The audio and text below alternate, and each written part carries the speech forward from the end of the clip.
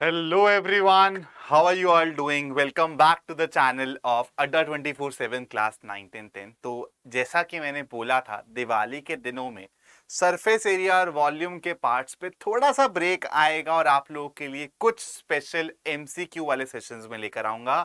तो आज आप लोगों को मिलेंगे ट्रायंगल्स के कुछ खूबसूरत क्वेश्चन। 7 से 8 क्वेश्चंस होंगे तो ज्यादा लंबा सेशन नहीं खिंचेगा।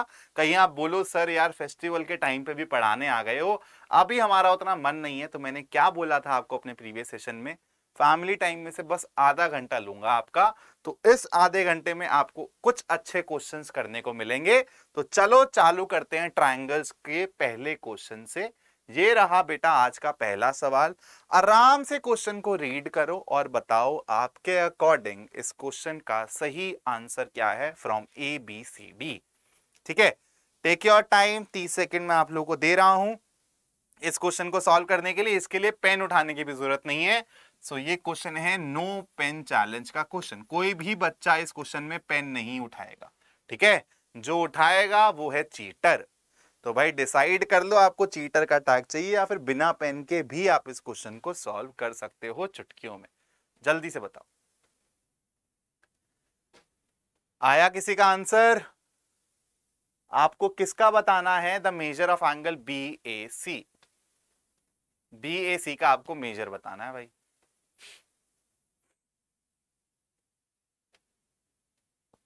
बोलो भाई, बहुत सिंपल सा क्वेश्चन है। एक्स वैक्स के चक्करों में मत फंसो। आप लोगों को सिर्फ कंफ्यूज करने के लिए दिया हुआ है कि एक्स, अच्छा एक्स की वैल्यू निकालते हैं। भाई पहले क्वेश्चन को पढ़ लो, क्वेश्चन क्या कह रहा है।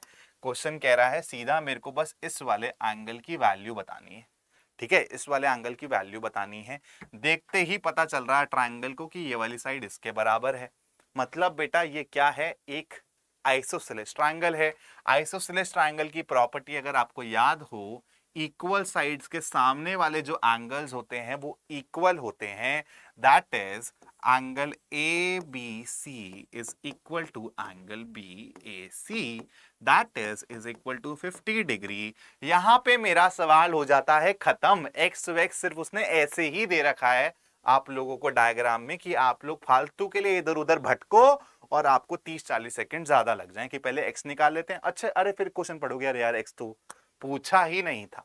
इसलिए पहले क्वेश्चन को अच्छे से रीड करना है, क्योंकि कभी कभी एग्जामिनर स्मार्ट होता है, उसको पता रहता है कि बच्चे ना सबसे पहले, क्योंकि यार हमें पता नहीं क्यों हर जगह अपनी एक्स दिखती है ना। तो हमारा जब भी एक्स में ध्यान आता है तो सबसे पहले हम एक्स को ही टारगेट करते हैं कि भाई पहले तू निकालेंगे, पहले तेरे को निकालेंगे हम लोग। चलो अब आते हैं बेटा नेक्स्ट क्वेश्चन पे। ये अच्छा क्वेश्चन है तो आराम से सॉल्व करो। ठीक है, आपको in figure X, X is a point in the interior of a square, ABCD एक स्क्वायर है।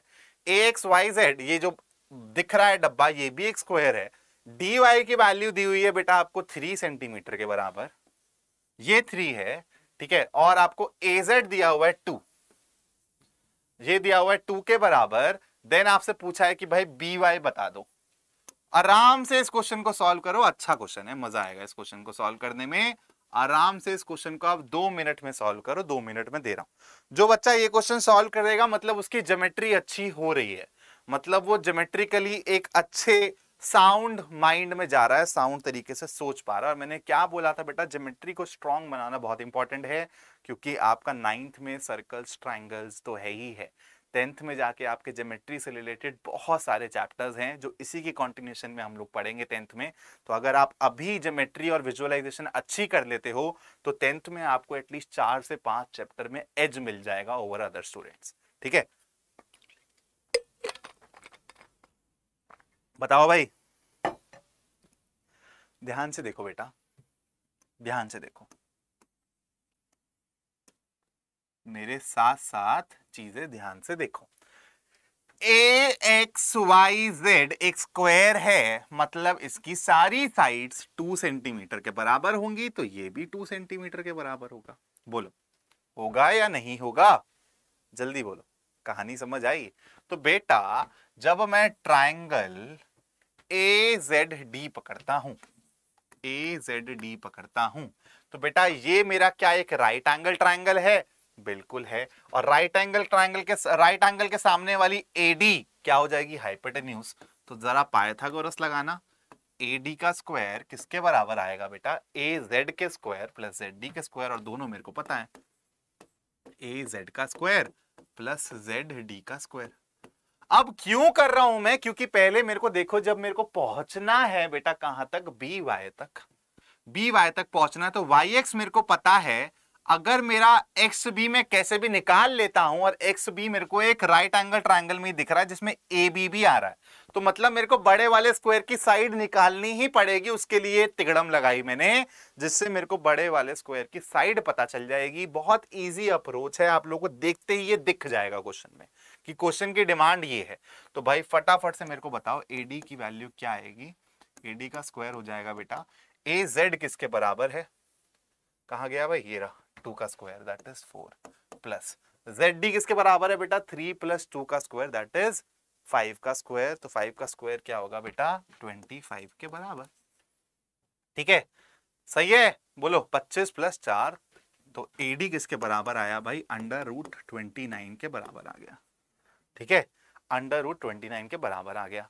तो भाई मेरे को एक बात बताओ, ये AB भी किसके बराबर हो जाएगा, 29 के बराबर हो जाएगा, √29, क्योंकि भाई ABCD भी तो एक स्क्वायर है, ABCD भी तो एक स्क्वायर है बेटा। AX भी मेरा 2 के बराबर है, तो क्या मैं ये वाली लेंथ निकाल सकता हूं, क्या मैं ये वाली लेंथ निकाल सकता हूं दोबारा पाइथागोरस लगा के। तो बेटा मेरे को एक बात बताओ, BX का स्क्वायर किसके बराबर आएगा। अब ये रहा मेरा परपेंडिकुलर, तो सामने वाला हाइपोटेन्यूज मतलब AB square minus AX square, AB का स्क्वायर माइनस AX का स्क्वायर। ठीक है, तो बेटा AB क्या है, √29, तो उसका स्क्वायर क्या हो जाएगा 29, माइनस AX का स्क्वायर अगेन दैट इज 2 का स्क्वायर दैट इज 4, ये 25 के बराबर आएगा। तो यहां से आपका BX किसके बराबर आ गया, जल्दी बोलो। तो यहां से आपका BX आ गया बेटा √25 दैट इज 5 के बराबर। ठीक है, तो भाई मेरे को एक बात बताओ, ये आ गया 5 के बराबर, तो आपको अब क्या निकालना है, BY निकालना था, है ना, क्या निकालना है, BY निकालना है। BY दिख रहा है कि YX प्लस XB के बराबर है। YX की वैल्यू है 2 और XB मतलब BX की वैल्यू में निकाल चुका हूं 5, 2 + 5 मेरा इस सवाल का सही जवाब है दैट इज 7 सेंटीमीटर। कौन से ऑप्शन में दिख रहा है भाई, ऑप्शन सी में दिख रहा है।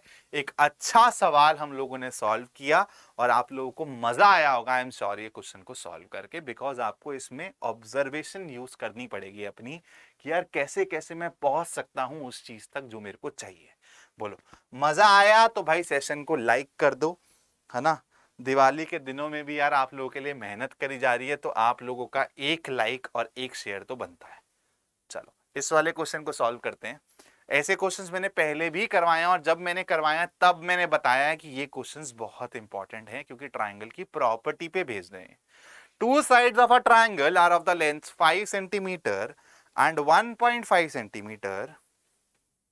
The length of the third side of the triangle can not be, क्या नहीं हो सकती length of the third side, बताइए जल्दी बताइए।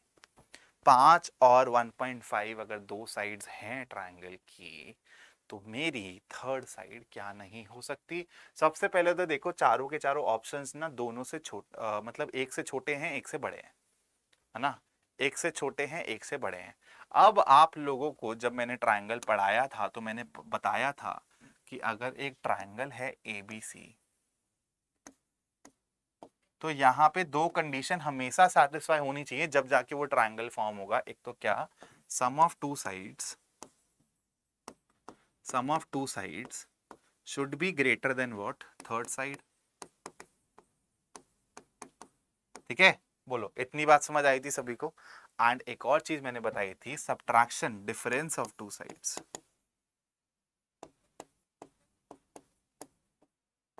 याद है, difference of two sides should be less than the third side, should be, बोलो should be less than the third side। अब देखते हैं भाई कौन सी कंडीशन अप्लाई करनी है और कौन सा ऑप्शन इसमें फिट नहीं बैठ रहा है। बेटा जब मैं सम देखता हूं तो 5 + 1.5 6.5 इन सबसे बड़ा है, तो यहाँ पे तो मेरे को कुछ चीज समझ ही नहीं आ रही है, ठीक है। लेकिन ये वाली कंडीशन भी तो सेटिस्फाई होनी चाहिए उसके साथ साथ। अब आप बोलोगे सर ये वाली तो हो गई तो ट्रायंगल बन जाना चाहिए, नहीं भाई ये भी होनी चाहिए साथ में, दोनों होंगी तभी होगा। तो डिफरेंस क्या है दोनों का, 5 minus 1.5 that is 3.5, that is 3.5। तो भाई जो थर्ड साइड है वो 3.5 से बड़ी होनी चाहिए, है ना। ये दोनों कंडीशन साइमल्टेनियसली होल्ड करेंगी तो ट्रायंगल बनेगा, 3.5 से बड़ी होनी चाहिए। तो मतलब ये भी 3.5 से बड़ी है, ये भी बड़ी है, ये भी बड़ी है, मतलब इन तीन केस में ट्रायंगल बन जाएगा। और चौथे केस में ट्रायंगल नहीं फॉर्म हो पाएगा क्योंकि यहां पे मेरी जो तीसरी साइड है वो 3.5 से छोटी आ रही है, जो कि मेरा केस नहीं होना चाहिए। इसलिए इसका करेक्ट आंसर है ऑप्शन डी, ठीक है। चलो अब बढ़ते हैं नेक्स्ट क्वेश्चन की तरफ। In triangles ABC and PQR, AB is equal to AC, angle C is equal to angle P and angle B is equal to angle Q। तो आपको बताना है दो ट्रायंगल्स कि इनमें से कौन सी प्रॉपर्टी होल्ड करेंगे, इनमें से क्या चीज होल्ड होगी फॉर दोस टू ट्रायंगल्स। आप लोगों के लिए ट्रायंगल ड्रॉ कर देता हूं मैं। एक है ट्रायंगल ABC, एक है ट्रायंगल बेटा क्या PQR। सारे के सारे एनालिटिकल क्वेश्चंस हैं तो मजा आएगा सॉल्व करने में, पेन तक उठाने की जरूरत नहीं है इन क्वेश्चंस के लिए। अब बेटा आपको दिया हुआ है कि ट्रायंगल ABC में ये दोनों इक्वल है, मतलब ABC ये मतलब आइसोसेलेस ट्रायंगल है। फिर आपको दिया हुआ है कि एंगल C जो है वो एंगल P के बराबर है, मतलब ये वाला एंगल बेटा इस वाले एंगल के बराबर है सबसे पहली बात तो। फिर एंगल B दिया हुआ है एंगल Q के बराबर, मतलब ये वाला एंगल इसके बराबर है, ठीक है। तो अब उसने पूछा है कि कौन सी चीज होल्ड करेगी, कौन सी चीज होल्ड करेगी। The two triangles are isosceles but not congruent, isosceles and congruent, congruent but not isosceles, neither congruent not. तो सबसे पहले तो आइसोसेलेस देख लेते हैं भाई, ये तो दिख रहा है कि आइसोसेलेस है ट्रायंगल ABC। अब मेरे को एक बात बताओ बेटा, अगर ट्रायंगल ABC अगर आइसोसेलेस है तो ये दोनों एंगल्स एंगल B और एंगल C भी इक्वल होंगे, तो अगर ये थीटा होगा तो ये भी थीटा होगा, बिल्कुल सही। अगर ये थीटा है तो आपको पता है C और P इक्वल हैं तो ये भी थीटा होगा, और Q और यहाँ पर भी, यहाँ पे B और Q इक्वल हैं तो अगर B थीटा है तो Q को भी थीटा होना पड़ेगा। अब मेरे को एक बात बताओ, यहाँ पे दो एंगल्स इक्वल हैं तो इन दोनों साइड्स को भी क्या होना पड़ेगा, इक्वल होना पड़ेगा आइसोसेलेस ट्रायंगल की प्रॉपर्टी से। तो मतलब भाई दोनों ट्रायंगल आइसोसेलेस तो हैं, ठीक है, दोनों ट्रायंगल आइसोसेलेस तो हैं। मतलब मेरे कौन कौन से ऑप्शन यहाँ पे एलिमिनेट हो जाते हैं जिसमें नॉट आइसोसेलेस है, ठीक है। तो अब बचता है बस कि चेक कर लो कि कॉन्ग्रुएंट है या नहीं है, चेक कर लो कि कॉन्ग्रुएंट है या नहीं है। अब बेटा यहाँ पे एंगल्स इक्वल आ रहे हैं, क्या मतलब ऐसा है, आइसोसेलेस ट्रायंगल तो बहुत सारे हो सकते हैं ना, क्या पता ये 3-3 हो तो ये 5-5 हो, है ना। एंगल्स तो इक्वल हो जाएंगे, कोई दिक्कत नहीं है, यहाँ पे जो एंगल आ रहा है वही यहाँ पर भी एंगल आ जाएगा, लेकिन इसका मतलब ये थोड़ा ना है कि साइड्स भी इक्वल हो जाएंगे। आपने कॉन्ग्रुएंसी के रूल पढ़े हैं ना बहुत सारे बेटा, तो यहाँ पर ऐसा दिया हुआ है क्या AB is equal to PR या फिर कुछ ऐसा कुछ नहीं दिया हुआ ना, तो आप लोग इसको ऐसे भी विजुअलाइज कर सकते हो कि सर यहाँ पे एंगल तो 30-30 यहाँ पर भी हो सकते हैं, 30-30 यहाँ पर भी हो सकते हैं, लेकिन यहाँ पर क्या पता साइड्स बड़ी हो लेकिन इक्वल हो आपस में, यहाँ पे साइड्स छोटी और इक्वल हो, दैट मीन्स वो कॉन्ग्रुएंट नहीं है। आप लोग 10th में पढ़ोगे, इसको सिमिलर ट्रायंगल्स बोलते हैं। क्या बोलते हैं, सिमिलर ट्रायंगल्स बोलते हैं। तो इसका करेक्ट आंसर हो जाएगा बेटा ऑप्शन ए, आइसोसेलेस हैं बट कॉन्ग्रुएंट नहीं है, आइसोसेलेस हैं बट कॉन्ग्रुएंट नहीं है। चलो अब बढ़ते हैं अपने नेक्स्ट क्वेश्चन की तरफ। भाई कर दो फटाफट से क्वेश्चन, बहुत सिंपल सा क्वेश्चन है, अगर आपने एक थ्योरम पढ़ी है तो उस पर बेस्ड हो जाएगा। इस क्वेश्चन का मैं आपको कॉन्सेप्ट भी बता दूंगा। इन triangle ABC, AB is equal to 5, AC is equal to 7. If AD is the angle bisector of angle A, then BD is to CD बताना है आपको। तो बेटा आप लोगों को इसका कॉन्सेप्ट में बता देता हूं, एंगल बाइसेक्टर थ्योरम, ठीक है। एंगल बाइसेक्टर थ्योरम क्या कहती है मेरी, जो एंगल बाइसेक्ट हो रहा है उसको कंटेन करने वाली जो साइड्स हैं उनका जो रेशो होगा उसी रेशो में सामने वाली साइड भी डिवाइड होगी। दोबारा से सुनो, जिस एंगल को बाइसेक्ट किया जा रहा है उस एंगल को कंटेन करने वाली साइड जो होंगी उनका जो रेशो होगा उसी रिस्पेक्टिव रेशो में सामने वाली साइड भी डिवाइड होगी। दैट मींस यहां पे जैसे एंगल ए बाइसेक्ट हो रहा है तो एंगल ए को कंटेन कौन कर रहा है, ए बी और ए सी। तो जो ए बी और ए सी का रेशो होगा, दैट इज ए बी और ए सी का जो रेशो होगा, वही सामने वाली साइड भी उसी रेशो में बटेगी through point D. That is it is equal to B D divided by C D. ठीक है, B D divided by C D या B D divided D C, कुछ भी लिख लो। तो बेटा ए बी बाय ए सी किसके बराबर है, 5/7 के बराबर है। और यही आपसे पूछा गया है क्वेश्चन में। तो स्ट्रेट आपसे एंगल बाइसेक्टर थ्योरम का क्वेश्चन पूछा गया है, तो मैंने आपको कॉन्सेप्ट भी बता दिया और आपको आंसर अब दिखने ही लग गया होगा। ठीक है, तो इसका करेक्ट आंसर है ऑप्शन डी। बहुत इंपॉर्टेंट थ्योरम है, 10th में भी काम आएगी ये, हमेशा इसको दिमाग में रखना। ठीक है, हमेशा इसको दिमाग में रखना। चलो अब बढ़ते हैं बेटा नेक्स्ट क्वेश्चन की तरफ। नेक्स्ट क्वेश्चन मेरा क्या कह रहा है, ए ना right angle triangle A B C, ये ट्राइंगल है यार, हर जगह इसको गलत बना रखा है। Angle C is equal to 90 degrees, CG is equal to perpendicular on hypotenuse AB if BC is equal to 15 centimetre, है ना। BC हो गया 15 और AC हो गया बेटा 20 के बराबर। तो आपको बताना है कि CD की वैल्यू क्या होगी। अच्छा क्वेश्चन है, 2 मिनट आपके शुरू होते हैं अब। Your time starts now. ठीक है, कर लो भाई, जल्दी से कर लो। अरे यार खाना भी नहीं खाया आज तो, चलो कर लो, कोई बात नहीं, इस सेशन के बाद खाएंगे खाना। आराम से करना। ऐसे क्वेश्चंस का मैंने अप्रोच आप लोगों को बताया भी हुआ था, और ऐसे क्वेश्चंस जब मैंने ट्रायंगल्स पढ़ाया था तो मैंने कराए भी थे। ठीक है, लेकिन ये ऐसी अप्रोच है जो आपको 9th में भी काम आएगी, 10th में भी काम आएगी, हर जगह काम आएगी। कॉम्पिटिटिव में तो इतने ज्यादा क्वेश्चंस पूछे जाते हैं इस वाले फॉर्मेट के।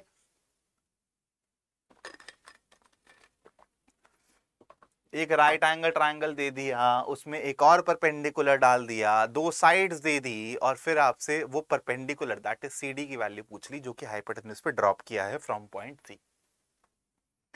बहुत तसल्ली से करेंगे, आराम से करेंगे, कोई दिक्कत नहीं।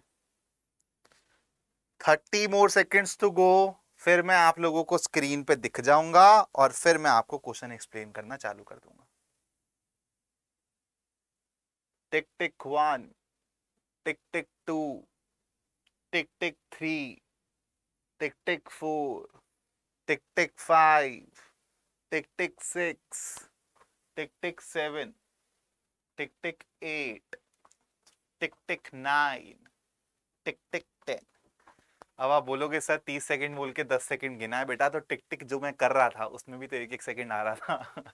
चलो अब आराम से क्वेश्चन को देखो बेटा। जब आप इस ट्रायंगल को ढंग से देखते हो तो आपको 2 राइट एंगल्स दिख रहे हैं इसमें बनाए हुए, तो आपको पता होना चाहिए कि इस ट्रायंगल का एरिया अगर मैं विजुअलाइज करूं तो एक तो BC half into BC into AC की तरह निकलेगा, half into base into height, और एक half into CD into AB निकल जाएगा। बोलो बात समझ आई।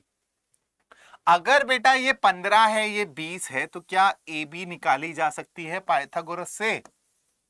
बोलो, निकाली जा सकती है पाइथागोरस से। क्या हो जाएगी, ये 15 है, ये 20 है, 3 4, मैंने बोला था ना पाइथागोरियन ट्रिपलेट के मल्टीपल्स भी पाइथागोरियन ट्रिपलेट्स होते हैं। तो ये है 3 इंटू 5, ये है 4 इंटू 5, 3 4 5 एक ट्रिपलेट होता है, तो ये हो जाएगा 5 इंटू 5, दैट इज यहां से आएगी 25 सेंटीमीटर।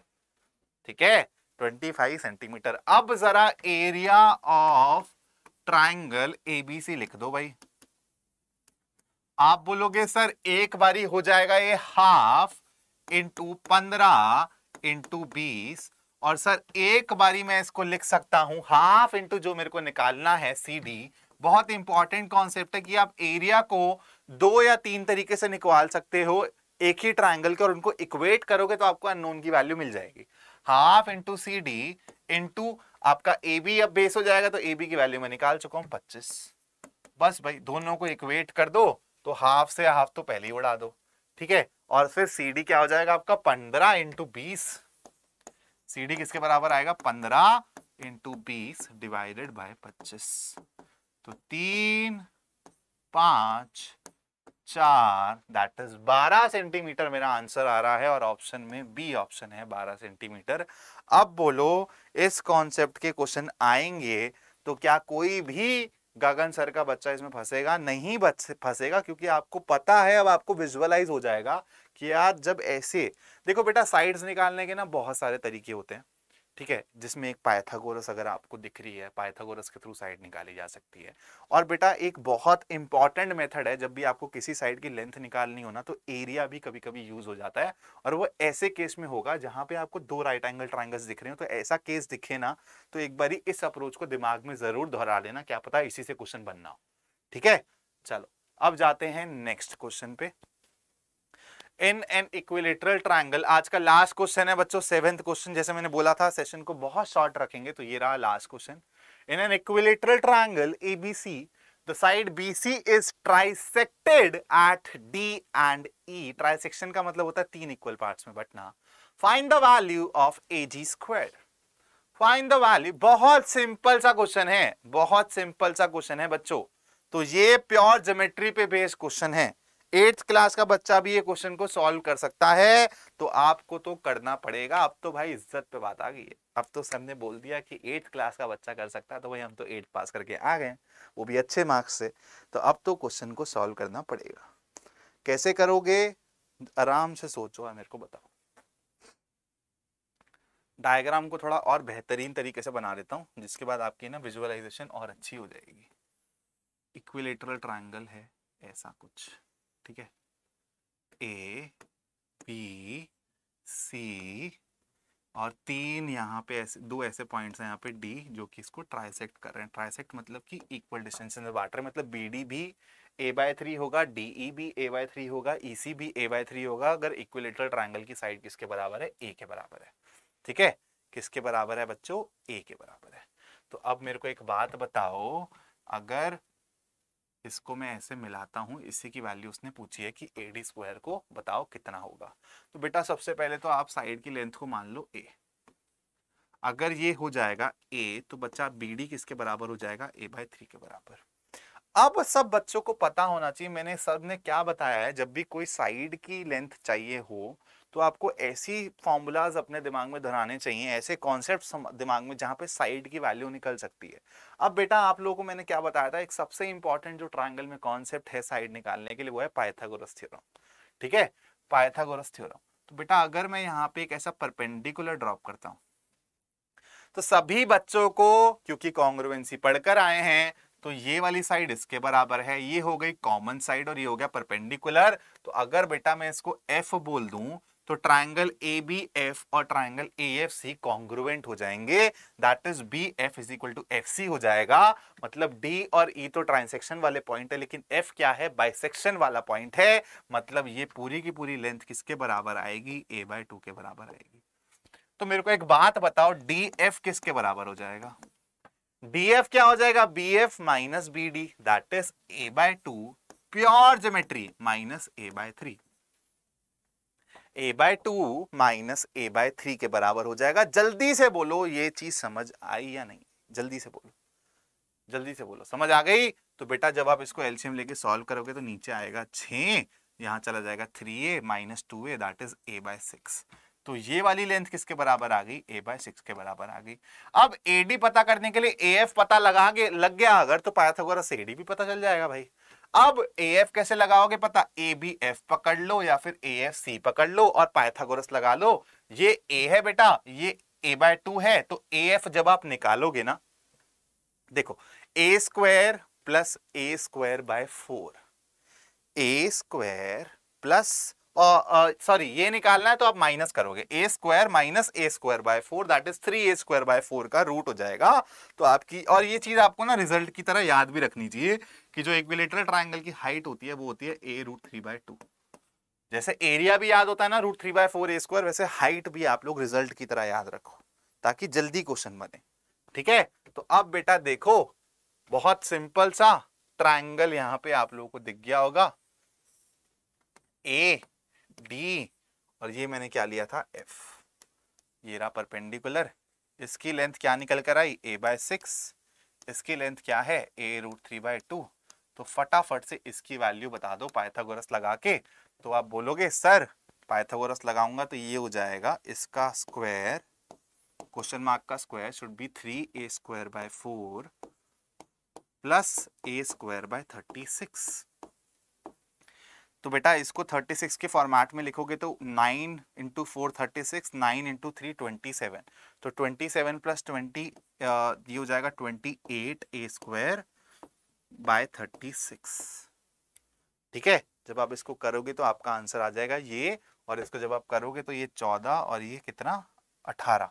ठीक है, तो 7 और कितना 9 है ना, 7 और 9 दो के सब जा रहे हैं, ये 7 और 9 हो जाएगा। ठीक है, 7 बाय 9a², ये आया आपकी AD² के बराबर।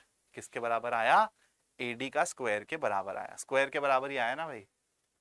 हाँ जी, स्क्वायर के बराबर आया। तो मेरे को एक बात बताओ, उसने AD का स्क्वायर ही पूछा है, AD नहीं पूछा। तो AD का स्क्वायर किसके बराबर आ गया बेटा? A क्या थी मेरी? इक्विलेटरल ट्राइंगल की साइड की लेंथ। तो इसको आप 7 बाय 9ab² भी लिख सकते हो। तो किसी ऑप्शन में ये आंसर दिख रहा है? बिल्कुल दिख रहा है भाई, ऑप्शन बी में आंसर दिख रहा है। अब बोलो, आज के क्वेश्चंस करके मजा आया, फील आई बच्चों? अच्छा लगा ये सेशन?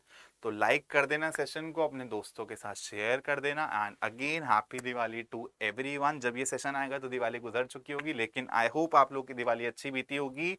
और कल भी एक और ऐसा सेशन आएगा तो देखना मत भूलना, that is part 2 of important questions of triangle. See you again. मैं जल्दी मिलूंगा part 4 of surface area and volume के साथ भी, जिसका आप बेसब्री से इंतजार कर रहे हो, I know. Till then keep learning बच्चों एंड टेक केयर।